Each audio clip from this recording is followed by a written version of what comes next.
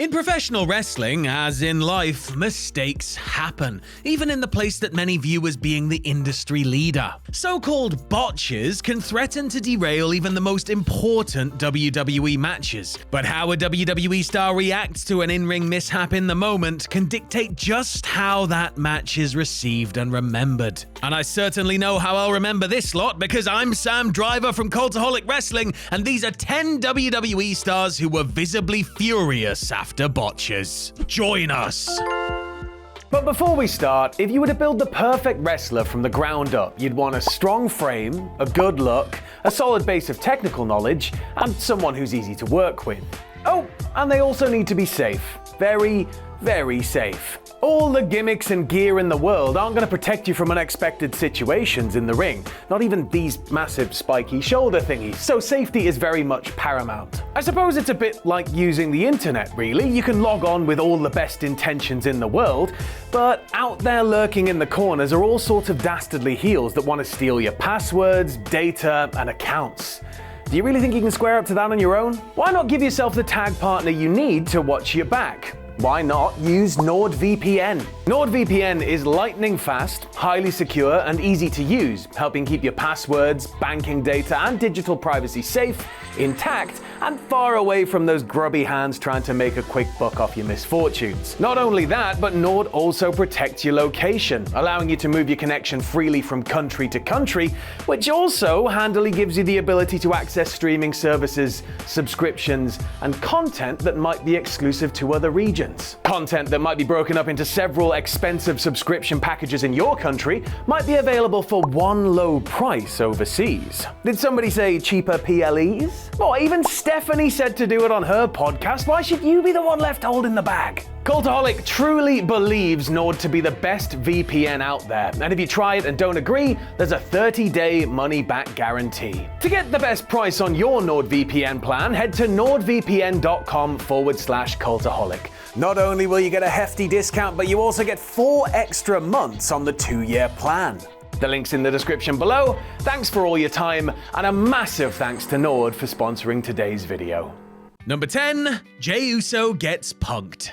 The November 1st, 2025 edition of Saturday Night's Main Event was headlined by CM Punk battling Jey Uso for the vacant World Heavyweight Championship. What should have been an epic clash and a great moment for Punk, who won the title, was soiled by what many felt was a substandard performance turned in by Main Event Jey. It was clear from the early going that the match was gonna be a styles clash, and it was dogged by sloppiness as it wore on, with Jey in particular looking like he was blown up as he messed up basic stuff. At one point, Punk went for a standard neckbreaker, only for Uso to, for whatever reason, over-rotate. Rather than landing flat on his back, he crumbled in a heap on his front. For the straight-edge superstar, this was clearly the last straw, as he quickly got up and tagged his opponent with a shoot stomp to the back of the head before hitting the neckbreaker proper. And later on, a frustrated Punk retrieved a bottle of water from the timekeeper and doused Jey with it, seemingly in a bid to wake his lethargic dance partner up a bit. Number 9.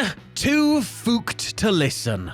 It's no secret that CM Punk idolizes Bret Hart, and while the Hitman didn't make a habit out of messing up during matches, it could well be that Punk took a page out of Bret's book for his reaction to Jey's fumble. Though Hart's SummerSlam 92 Intercontinental title loss to the British Bulldog is rightly lauded as an all-time classic, the match itself isn't without its flaws, even if they are so minor as to be imperceptible to the average viewer. Davey Boy Smith entered the biggest match of his life in less than ideal shape, having been indulging in his vices rather than training seriously in the weeks leading up to it. Noticeably tiring while Bret held him in a sleeper, Bulldog rather quickly got to the ropes to break the hold. A little too quickly for the excellence of execution, who had previously instructed Smith to stay in the sleeper for a lot longer.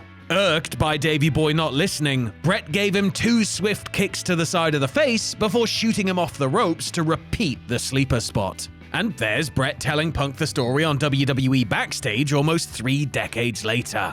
Number 8. Come on, Jeff, goddammit! It must be hard enough to remember all the spots when there's just 2 people out there, so I can't imagine how stressful it must be in high-pressure multi-person scenarios with gimmicks at play. like a 6-man tag team tables match in Madison Square Garden, kicking off one of the biggest WWE pay-per-views of the year. That's where Rico, 3-Minute Warning, Jeff Hardy, Bubba, and Spike Dudley found themselves at Survivor Series 2002. And where Rico found himself more specifically was standing on the top rope, waiting an absolute age for an intervention he was probably worried might never arrive. Rico had Bubba placed on a table and went up to the high-risk district, ostensibly looking to moonsault him through it. The script called for Hardy to pull the top rope and crotch Rico, but Jeff had not long before delivered an almighty swanton bomb off a balcony through a table, and was now nowhere to be found. This famously resulted in Rico very loudly shouting, "Come on, Jeff, god damn it!"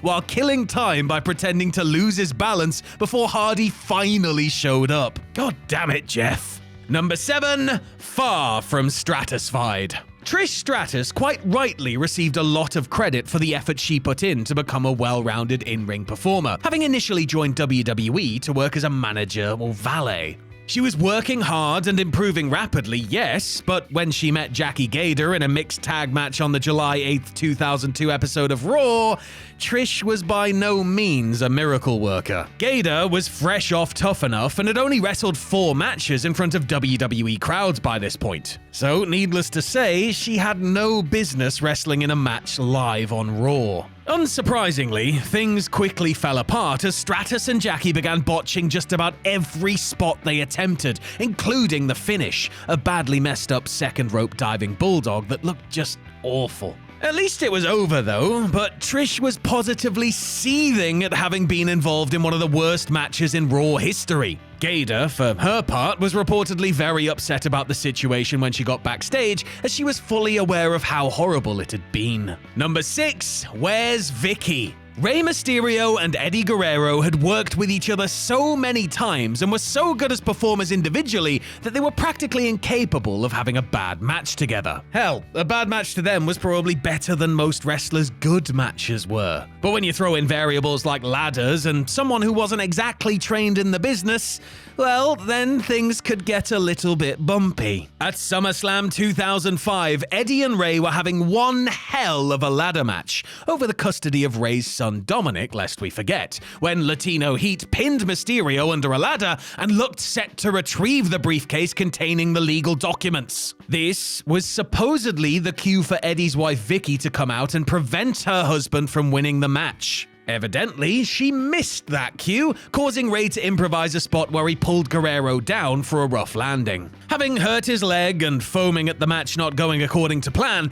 Eddie launched a foul-mouthed tirade in the direction of ringside referee Charles Robinson, screaming, "Where the F was Vicky?" among other expletives, while pounding the mat in frustration. Number 5, dead man suffering. The Undertaker was regarded by many as WWE's ultimate locker room leader because of his vast experience and ability to keep a cool head in tough situations. Most of the time, anyway. Because while Taker was praised for his consistency and professionalism over his long and illustrious career, there were some occasions where he lost his rag in the ring, such as when the Brothers of Destruction wrestled Chronic at Unforgiven 2001, and he could be angrily and very audibly heard calling the match to Brian Adams and Brian Clark. But a match falling apart wasn't going to get his blood boiling as much as nearly breaking his neck would. And that's what almost happened when he met Goldberg in the Dream Match turned Nightmare match at Super Showdown 2019. Goldberg, already concussed after cracking his noggin on the ring post earlier in the match, dropped the dead man on his head and neck with a jackhammer turned brainbuster. After that catastrophic near miss, Mark Calloway was not best pleased, something that every fan watching could read on his face. It's not all bad though. Cheer up, Mark, mate. You just made a gazillion Saudi Arabian dollars. Some people have been done in by demand for a lot less. Number 4, HBK tames the Mastodon. Well and truly on one during the 90s, Shawn Michaels was unafraid to show his dissatisfaction with even the smallest mistakes. Pyro didn't go off on time? Expect a sarcastic expression and a rude gesture. Mistimed a spot? Expect a full-on hissy fit. A perfectionist with a rotten attitude, the Heartbreak Kid knew that he was pretty much bulletproof, and his tantrums struck fear into the hearts of even the burliest men, including Vader. The Mastodon had already been berated by Michaels on the road after HBK allegedly threatened to get the big man fired if he ever yanked his hair again, following one particular house show outing in Tulsa, Oklahoma. So headed into their big SummerSlam 96 main event, the former IWGP Heavyweight Champion was already on eggshells when he made an error that set Shawn off. Michaels had planned a spot where he would go for his top rope elbow drop, see that Vader had moved, and then readjust in midair and land on his feet. Only Vader didn't move, and it looked like Michaels jumped off the top rope for a big nothing. And so, he snapped, kicking Vader in the face while screaming, "Move!" A reaction he later conceded was very unprofessional. Number 3, Earl screwed Earl. All eyes might be on the wrestlers in the ring, but the importance of the referee's role cannot be overstated. They really are integral to a match going smoothly, especially if it's a TV or pay-per-view bout, as they're used to relay information about time cues and such from the producers backstage. As far as their role in a match itself, probably the most important thing they need to do is count the pin for the finish, because as the old adage goes, the thing that most fans will remember is the finish, and thus it's paramount that it goes off without a hitch. But it doesn't always go off without a hitch though, does it? And we've seen many examples of the men and women in striped shirts messing up their counts. WWE's senior referee Earl Hebner was the guilty party at No Way Out 2001 when he failed to count the 3 after The Rock hit Kurt Angle with the rock bottom, intimating after that the Olympic hero had gotten his shoulder up when that clearly wasn't the case. A bit peeved that his big moment had been tarnished, Rock hit the move one more time before shouting, "Count the effing finish" at Hebner. After the match, the People's Champion was still simmering and wouldn't even let Earl raise his hand in victory. Number 2, the old Randy Orton re-emerges.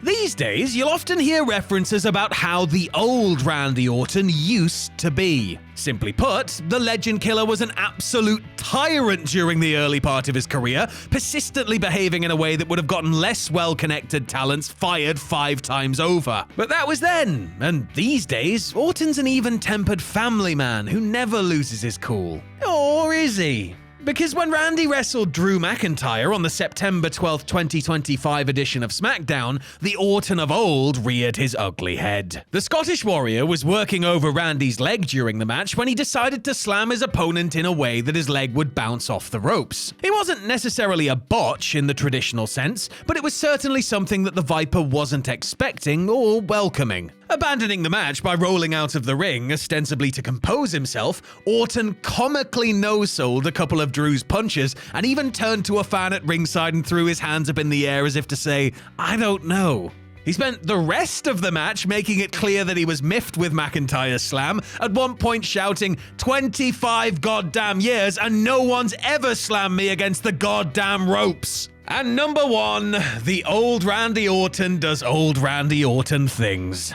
Yes, anyone who watched Randy wig out on McIntyre would have been chuckling to themselves as they reminisced fondly about all the times Orton had reacted badly to would-be mistakes in the past. Like the time he took a back suplex from Ken Kennedy during a 10-man tag match on Raw and felt that Kennedy had dropped him too high on his back and shoulders. His angry response to the perceived botch, both in the ring and backstage afterwards, though video evidence suggests that it really wasn't a botch, convinced Vince McMahon to fire poor Ken. What about the time Kofi Kingston forgot that he was supposed to succumb to a running punt rather than an RKO, prompting the hot-headed third-generation star to shout, "Stupid! Stupid!" before pinning him. Hope you enjoyed your push for a minute there, Kofi, cause it's gone now. Kingston should have seen the meltdown coming, to be fair, as it wasn't long after Randy had gotten heat with the WrestleMania signed pyro when it didn't go off either the first or second time Orton did the mandatory sign point after winning the 2009 Rumble, before Charles Robinson gave him the Iggy to climb onto the second rope. Stupid, stupid pyro.